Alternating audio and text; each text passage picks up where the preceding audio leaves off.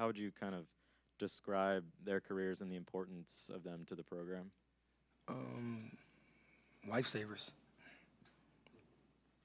They saved our life, you know. When you have players that come in and play that way, they just save your program, and they really elevated our program to another level. I mean, you know, you're there at the beginning of every year, at every press conference, and the first thing I say is that we want to go undefeated and win a national championship. We got the national championship game, and every year you guys kind of laugh, and it wasn't funny this year, so felt good.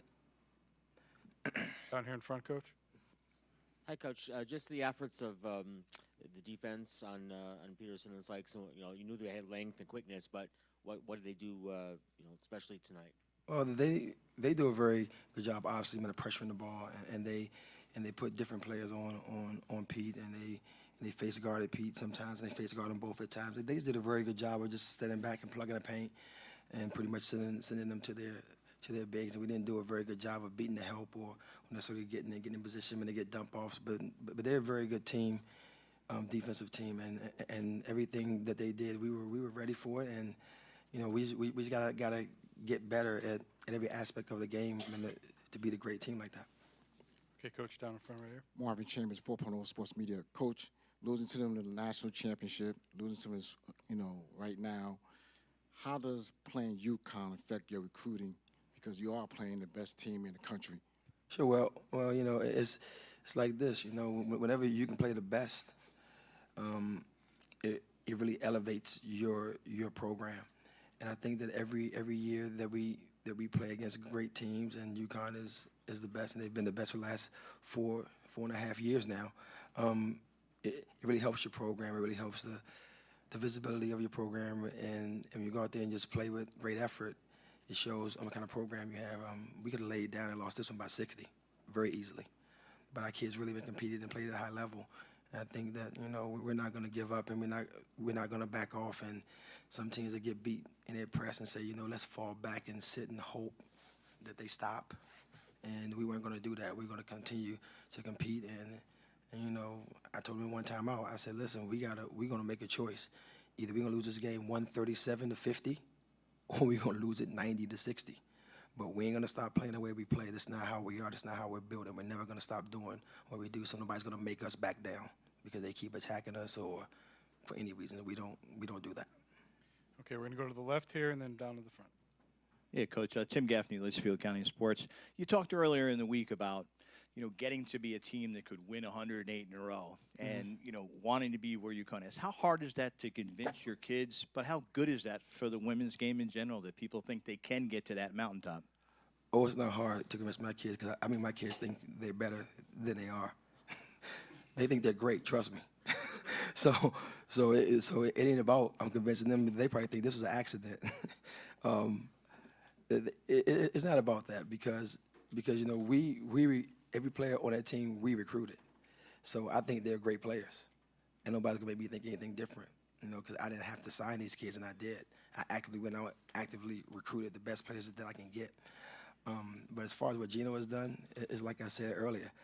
I think the hardest part about it, obviously, he has the best players. He's getting the best players in the country. But you can get the best players in the country, if you can get them to play hard and execute and to play together, it ain't gonna matter. And he gets them to play hard and play together, and that's just an amazing thing that he does year in and year out. And it's just something that I look at and you kind of marvel at it, because you know how hard it is to get your kids to compete every day and then compete every day, and they play from the first day of the season normally to the last day of the season. So they have long seasons too, and they compete at a high level for all those months. So it has to be tough. Okay, 20 minutes left on the open locker room, right down here. Pat Eaton-Robb from the AP.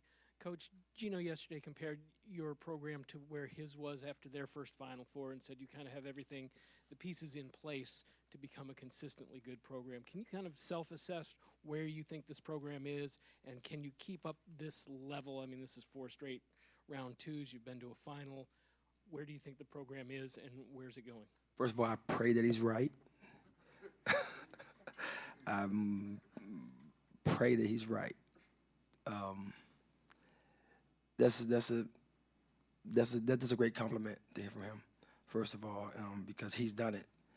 And for us, we just got to continue just to get very good players. And obviously, we lost 5 very good seniors last year. We're losing 5 very good seniors again this year. We did sign the number 2 class in the country, so hopefully they come in as freshmen and start to produce right away. But it is, I mean, it's about players, and it's about trying to have a system and a style that you're gonna commit to. That's why tonight we just couldn't stop playing our way. That's how we recruit. We recruit to that style. And this year, our depth was a little bit of a problem, so we really couldn't play the way that we played it last year. But our kids really just competed at a high level. I mean, if you guys can see the ice packs and ice baths that we take on a daily basis, is unbelievable. We're playing 7 players at an unbelievable pace, and I got to give those girls a lot of credit for competing. Okay, right in the middle over here. Jim Clark from Women's. Oh, sorry. No, you. Me? Yep. Jim Clark from Women's Hoops World. Was the initial game plan to have Nurse be the person who was allowed to shoot? No, we were trying seemed not to to be let her really shoot, open. actually. You know, it was normally on their press offense, she's back handling the ball, and they inverted their lineup a little bit, and they put her up the floor on the wing, and we just missed her. I mean, we just flat out just did not get matched up on her. The ball went to the high post. We got matched up, and we was thinking she was going to be on the wing, and our guard was around, and she's down in the corner. And you know, that's just one of those things where we as a staff and myself particularly got to do a better job of making sure that our players can adjust if they invert their personnel. So that's on me. You know, I got to do a better job of making sure that we're able to adjust. I thought second half we adjusted pretty well. She had 3 points in the second half, so we did a very good job of going in and making an adjustment and finding her in their press offense. Okay, we're going to go in the middle here and then back over to the side. Coach, a lot of your seniors, Peterson, Sykes, talked how last year's experience up. I guess looking forward, she's the only starter coming back. What did you see from her down this stretch run, and then looking forward to next year? What are you hoping? How do you hope she grows? Well, that's why I played her 40 minutes tonight, because I wanted her to get all the experience of playing against the best. And she got some great experience tonight. And Gabby's a tough kid, you know. She's a Chicago kid to the core.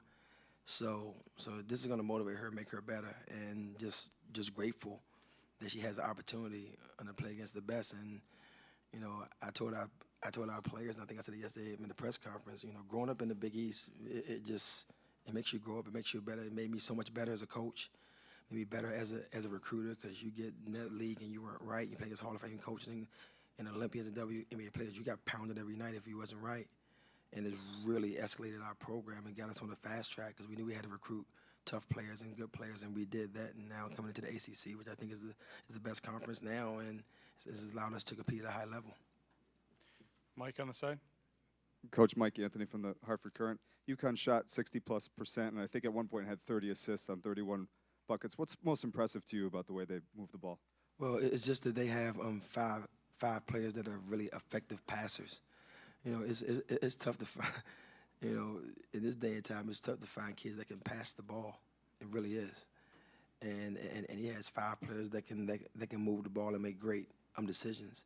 And that makes them a very tough team to guard. And they can score from all 5 spots on the floor. So it's tough to guard them, you know. And at some point, you know, you have to use this game as what it is, to build some toughness in your program and some toughness in your kids, and let them know that no matter what happens, we have three different looks on every press that we have. So we can go through 16 of those presses and find one that became effective, and we kind of stabilized the game. Second half, I know that we both kind of had a rotation. I think it was 37-35 in the second half. We kind of got locked in and kind of got some different looks. But when you're already down 27, 30 points, it's tough to make it up. And they're not going to let you do that because they're too good for that. But you know, it was a really good experience for us, and to be able to come in and change our presses, change our defenses, to have some success in the second half. Okay, right next to him. Sean Hurd with ESPN. Coach, you've mentioned your identity, and a large part of that all season has been the three-point shot. What was UConn doing to disrupt your success from deep? And what adjustments did you make in the second half? You were more successful in the second half from deep. Yeah, I'll take 40% every night. I mean, we shot 40% behind the arc, I believe, on the game. So I thought that when we got clean looks, and we made them, it was more of, for us, they matched us and exceeded our threes. And normally that's one of the margins that we look for, is trying to match or make more threes than our opponents. But they're just a very good defensive team. When they close us out, they have so much length. Come and close you out on the perimeter. They can be 3 steps off you and kind of have a little bit of a late rotation. But you got 6'3" coming out at you under control with a high hand. It's tough to get a shot off. So all the credit goes to their defense. But our kids shot 40% behind the arc, and if we can shoot that efficiently, we shot 40% and 43% from the field. I'm going to take that. Okay, I have time for one more down here. Coach, you started the press conference talking sort of like a glass half full philosophy of your season's going to end 2 years in a row. It loses to Connecticut. Is that sort of how you leave this? Like, yeah, it's kind of tough. Lose last year, lose this year, but you seem pretty upbeat as far as what this means and what this says about the program. Oh no, I'm extremely disappointed. We came here to win the basketball game, so the glass is empty. I'm in a press conference, so I gotta come up here and answer questions and come up here upbeat. But no, we are extremely disappointed. We didn't expect to be going home right now. I didn't plan a vacation for next weekend. I plan to be playing. So for us, no, we are extremely disappointed. The glass is empty. This is not a successful trip for us. We came to win both basketball games and we lost. But at the end of the day, you have to give your kids a lot of credit for playing hard and competing at a high level. We prepare like crazy. I haven't slept in 2 nights.